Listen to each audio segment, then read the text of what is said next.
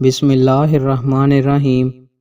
رسول اللہ صلی اللہ علیہ وآلہ وسلم نے ارشاد فرمایا، میری امت کی مثال بارش کی طرح ہے، معلوم نہیں اس کے اول میں خیر ہے یا اس کے آخر میں خیر ہے۔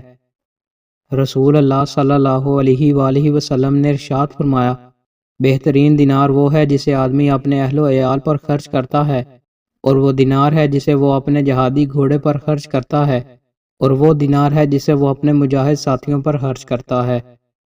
رسول اللہ صلی اللہ علیہ وآلہ وسلم نے ارشاد فرمایا، اللہ اس آدمی پر رحم فرمائے جو بیچتے، خریدتے اور تقاضا کرتے وقت نرمی اور گشادہ دلی کا مظاہرہ کرے۔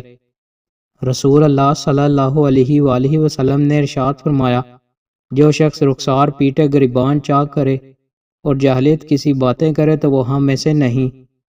رسول اللہ صلی اللہ علیہ وآلہ وسلم نے ارشاد فرمایا، تم میں سے کوئی شخص بھی اپنے بائیں ہاتھ سے نہ کھائے اور نہ اس کے ساتھ پیے، کیونکہ شیطان اپنے بائیں ہاتھ کے ساتھ کھاتا پیتا ہے۔ قرآن پاک دیکھ کر پڑھنا۔ رسول اللہ صلی اللہ علیہ وآلہ وسلم نے ارشاد فرمایا، جو شخص قرآن پاک دیکھ کر پڑھنے کا عادی ہوتا ہے، اللہ تعالیٰ اس کو اس کی آنکھوں سے فائدہ اٹھانے کا موقع دیتا ہے جب تک وہ دنیا میں رہے، یعنی اس کی آنکھوں کی بینائی موت تک باقی رہتی ہے۔ دوستوں، مزید اچھی ویڈیوز کے لیے ہمارے چینل کو سبسکرائب لازمی کریں۔ بہت شکریہ۔